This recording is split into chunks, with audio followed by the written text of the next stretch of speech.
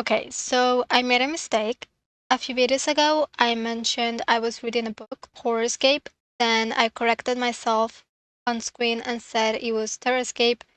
Turns out I was wrong both times. The actual title is Fearscape. It's the first book of the series. Here's the one that I'm reading, Fearscape by Nenia Campbell.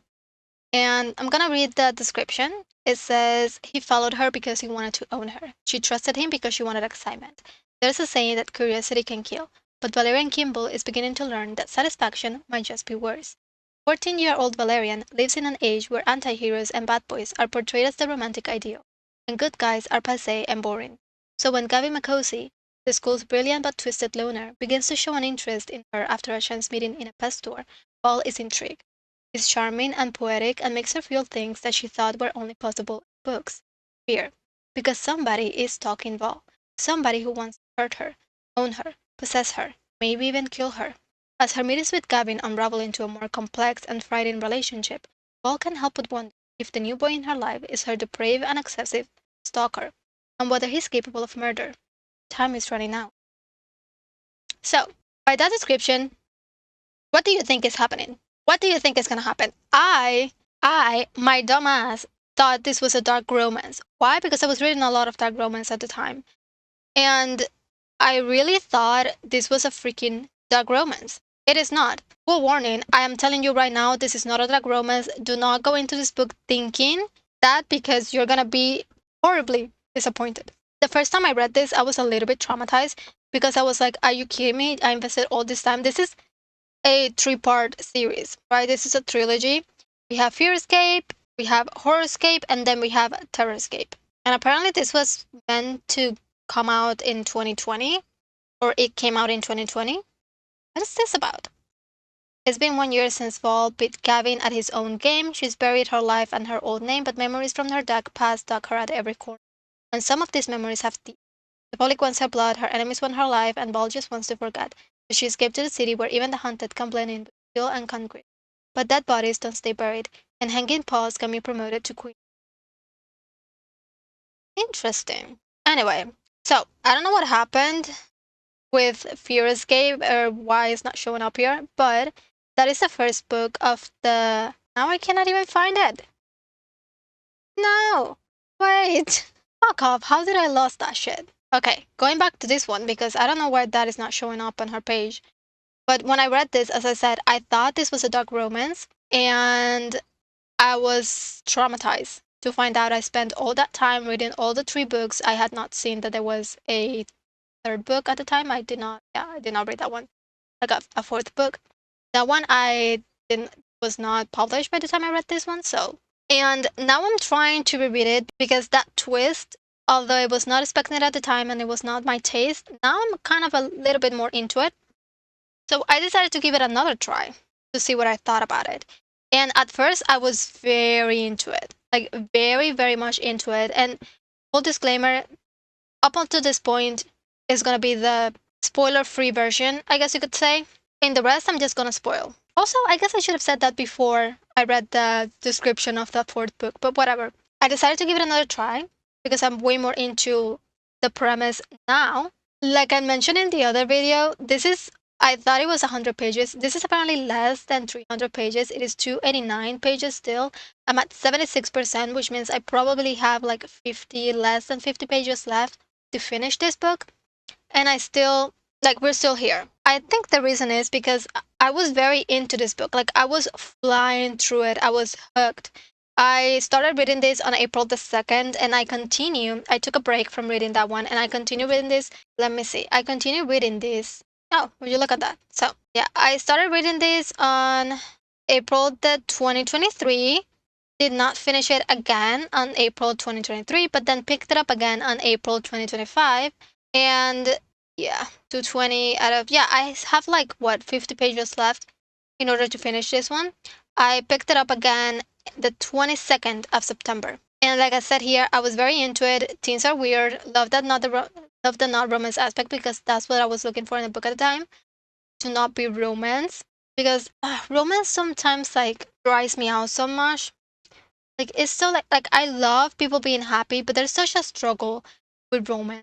Like when people are trying to establish a romance in a book, there's always a struggle that kind of annoys me sometimes. So I think because a lot of that stems from miscommunication, and I'm a very direct person when it comes to my relationships. So I started reading this the 22nd of September, very into it.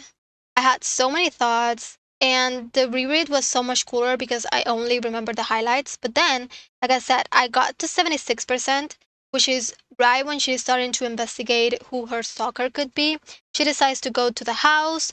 She starts reading his journal, and that's when I have to take a break, and I have not been able to pick it up since. Because the way he expresses himself is so disturbing. It disgusts me in such a level that I just cannot handle.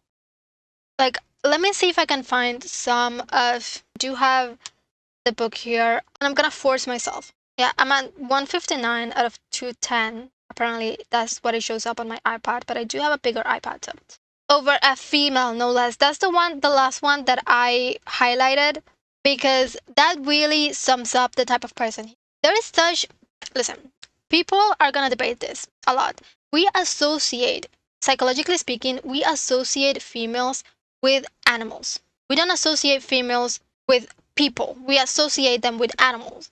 We associate women with people, but not females. A lot of people are gonna be no, like no. When scientists are talking about these things, they're talking from a clinical standpoint. They're compartmentalizing their knowledge, and scientists will not be going around calling people females.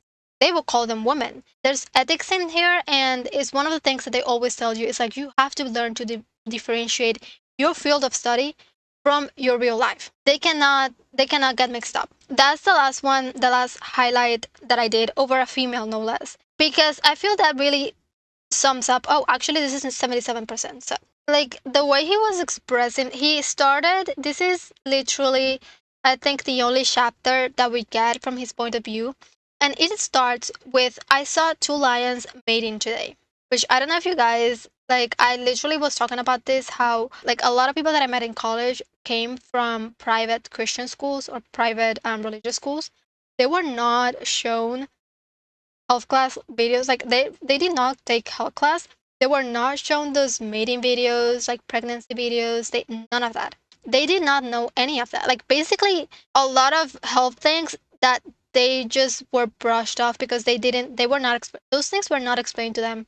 And I was talking about that because there's a lot of things that people said it's like basic knowledge, and it's like no, it's not basic knowledge unless you have some additional knowledge related to it. Anyway, I'm going on tangents, but I feel that explains so well the reason why I feel so disgusted by him. The way he expresses himself is like literally, with that, I can literally just, no.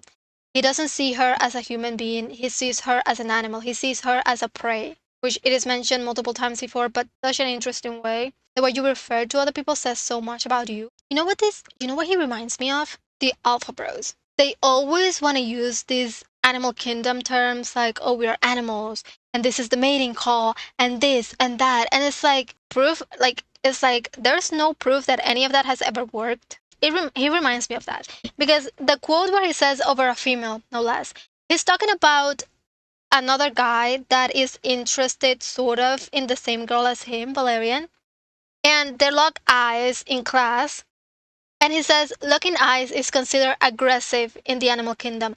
This is not the freaking animal kingdom. I mean, technically it is, but it's not.